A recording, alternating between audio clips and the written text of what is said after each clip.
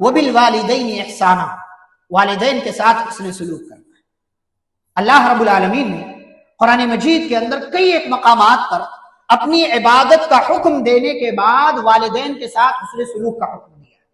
ہمارے ماں باپ ہمارے بہت بڑے محسن ہیں، ہمارے ماں باپ کا ہمیں خیال رکھنا چاہیے۔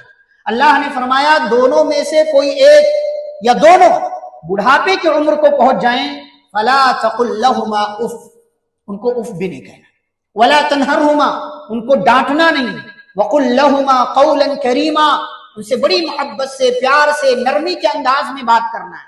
واخفض لهما جناح الذل من الرحمہ، اور اپنی رحمت کے بازو ان کے لیے بچھا دینا ہے۔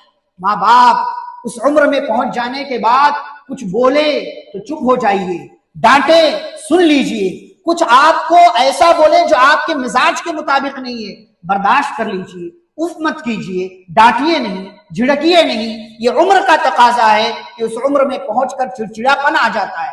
واللہ ماں باپ ہمارے اتنے بڑے محسن ہیں، زندگی بھر آپ ان کے ساتھ خیر کریں، آپ اس احسان کا بدلہ نہیں چکا سکتے۔ اپنی ماں کے احسانات کو یاد کریں، اپنے باپ کے احسانات کو یاد کریں۔ وہ زندہ ہیں، ان کی قدر کیجئے، وہ حیات میں ہیں، ان کی قدر کر کے، خدمت کر کے جنت حاصل کرنے کی کوشش کیجئے، اس لیے کہ ماں باپ کی خوشی میں اللہ کی خوشی ہے، ماں باپ کی ناراضگی میں اللہ کی ناراضگی ہے۔ ماں باپ ناراض تو گویا کہ آپ کا رب آپ سے ناراض ہے، اور ماں باپ خوش ہیں تو انشاءاللہ اگر آپ توحید والے ہیں تو اللہ بھی آپ سے خوش ہے۔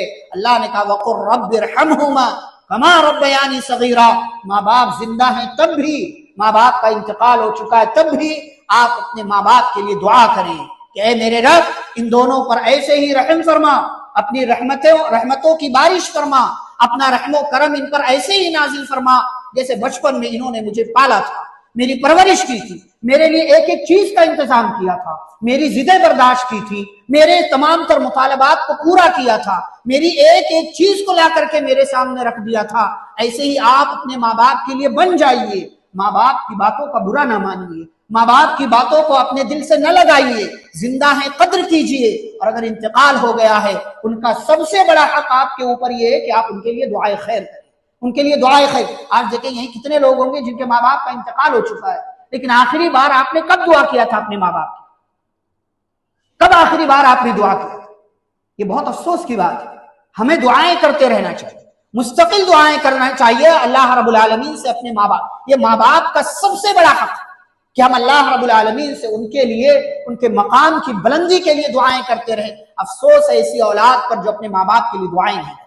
اسی لیے کہا کہ اپنے بچوں کو دین کی تعلیم دلاؤ، اس لیے کہ دین کی تعلیم دلاؤ گے انہیں ماں باپ کی عظمت، اہمیت کا احساس ہوگا، اور اگر ماں باپ کی عظمت کا احساس ان کو نہیں ہے تو یہ اولاد کبھی بھی آپ کے لیے دعا نہیں کرے گی بلکہ آپ کے مال پر عیش کرے گی۔ واللہ آج کتنے ایسے لوگ ہیں تلاش کر رہے ہیں کہ مشکل آ گئی ہے میرے اوپر، میری ماں کا سہارا مل جائے، ماں کی گود مل جائے، ماں کی گود میں سر رکھ کر کے اپنی پریشانی ماں کے سامنے رکھوں کہ امی جان اس پریشانی میں ہوں، میرے لیے دعائیں کر دیجیے۔ باپ کا سہارا، کندھا تلاش کر رہے ہیں ایسے لوگ کہ کہیں ابو زندہ ہوتے اپنی یہ پریشانی اپنے باپ کے پاس رکھتا اور باپ کی دعائیں لیتا کہ ابو جان اس پریشانی کے حل کے لیے اللہ رب العالمین سے دعائیں کیجیے۔ میرے بھائیو، ماں باپ کی قدر کیجیے، زندہ ہے تب بھی اور انتقال ہو چکا ہے تب بھی ماں باپ ہمارے لیے بڑے انمول ہیں۔ اے ضیاء، ماں باپ کے سائے کی ناقدری نہ کر، دھوپ کاٹے گی بہت۔ جب یہ شجر کٹ جائے گا، ماں باپ کی صورت میں یہ درخت موجود ہے، جیسے بھی ہے آپ کے لیے سائے دار ہے۔ جس دن یہ درخت کٹ گیا آپ کو دھوپ بھی لگے گی اور آپ کو سایہ تلاش کرنے میں سایہ بھی نہیں حاصل ہوگا۔ اس لیے ماں باپ کی قدر کی